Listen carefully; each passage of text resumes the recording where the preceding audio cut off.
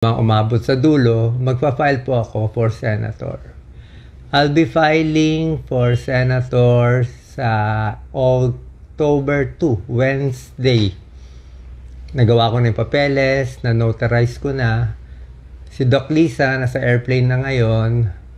And na-miss ko na nga si Doc Lisa, kawawa naman. Kawawa naman yung babaeng yun. Pinakasalan niya ako. Oh my God. So much suffering for her. Baka hindi ko mabawi this life yung mga utang ko sa kanya eh. Tama na. Race. Basta lalapag yung airplane. At magpa-file. Siya magpa-file lang sa akin, pero ako tatakbo. Okay? Tatakbo tayo, papakita natin tunay ang Diyos. This time, we're gonna win it. Gagastusin natin, wala. 500,000 lang, wala. Walang pera, wala. Kahit kaninong typad, huwag kayo magbigay kahit piso. Hindi ko kailangan. Okay? Hindi tayo magpapa-under kahit kanino. Pero, first miracle, I have to get well. Second miracle, mananalo tayo ng walang pera. Pag di nanalo, sorry. Pero I'll give it my best shot. Ito ang David versus Goliath talaga.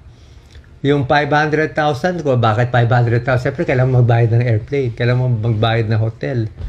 Diba? Yun naman minimum. Lalabanan natin yung mga bilyon. Lalabanan natin yung may mainstream. Lalabanan natin yung malakas sa mga surveys. Oh my God, the surveys.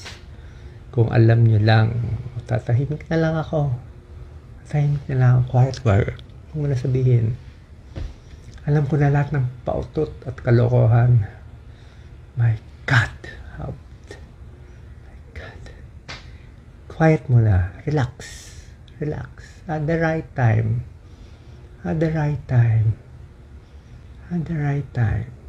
They will know. Mahirap. Pero I'll do it the cleanest way. Hindi tayo connected kahit kanina. Hindi tayo admin. Hindi tayo Duterte. Hindi tayo opposition. Wala lang. Ako lang mag-isa. This is me. No one else. Me and God straight. If they help me, thank you. Pag hindi, thank you. Wala akong utang. Wala akong hinihingi. Gusto ko ba tumulong? Why not? Diba? Walang kapalit. Total, talo na naman ako eh. What have I got to lose? Sa mga hindi nakakaintindi, pagbigyan nyo na naman si Doc. Alam niya ito mission niya sana. Huwag naman kayo magmamarunong. Kayo pa mas marunong. Yung buhay nyo, hindi ko naman pinapakailaman eh. Kung anong paaral mo sa anak mo, okay naman sa akin eh. Feeling niya yun, ang mission niya, tulungan kayo eh. Pagbigyan mo na. Gusto niya maging martyr eh. Pagbigyan na siya.